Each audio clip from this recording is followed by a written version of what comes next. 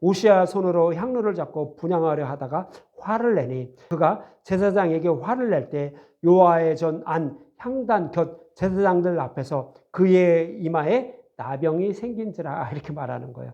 당시의 제사장은 아까 말씀드렸지만 아사랴였어요. 우시아는 그 나라 이스라엘의 왕이었죠. 근데 우시아는 스스로 성소에 들어가서 분향하려 한 거예요. 여러분들 성소에 아무나 들어갈 수 있나요? 택함을 받은 제사장들만 들어갈 수가 있어요. 지성소는 대제사장이 1년에 한 번씩만 들어갈 수 있어요. 아무도 못 들어가요. 근데 성소에 제사장이 아닌 그 우시아 왕이 들어간 거예요. 내가 왕이니까 여기는 뭐야? 내가 들어갈 수 있다라고 들어간 거예요. 그래서 향단에 분향을 한 거예요. 성소는 어떤 의미가 있냐면 예수님이 복음의 말씀으로 우리를 구원하시는 모습을 이렇게 모형으로 그려주고 있는 것이 성소예요.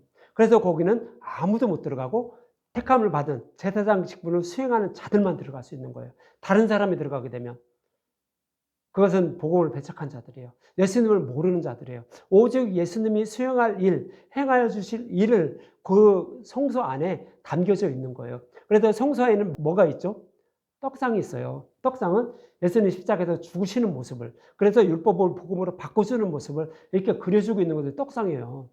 그리고 향단은 뭐예요? 우시아 왕이 분향하려고 한 그 향단은 향을 피워 올리는 거죠. 그것은 예수님이 그 아버지께 저와 여러분들에게 이 복음의 말씀, 내가 십자가를 통하여 율법을 복음으로 바꿔준 이것을 깨달아 믿게 해서 그들을 구원하여 주시옵소서 하면서 간절히 기도하시는 모습이 바로 향단의 모습이에요.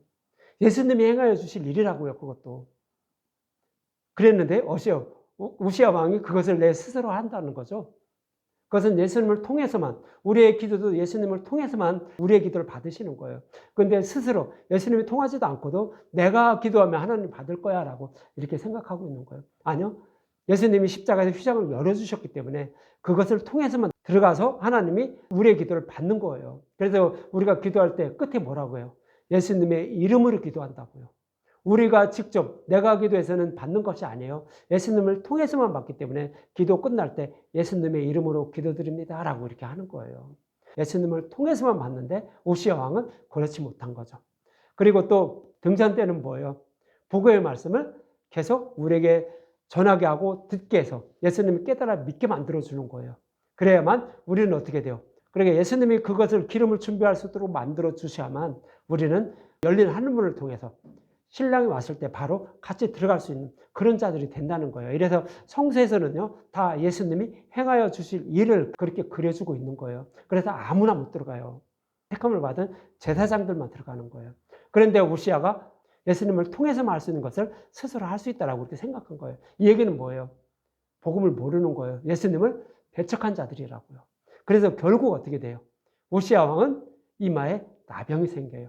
그래서 나병 환자는 뭐라고 말씀드렸어요? 복음을 모르는 자. 그래서 하나님 나라에 들어가지 못하고 그냥 이렇게 심판받을 수밖에 없는 그런 자들을 성경에서는 나병 환자로 표현을 하고 있는 거예요. 그래서 우시아 왕은 예수님을 배척함으로 나병이 일어났다라고 이렇게 말씀을 하고 있는 거예요.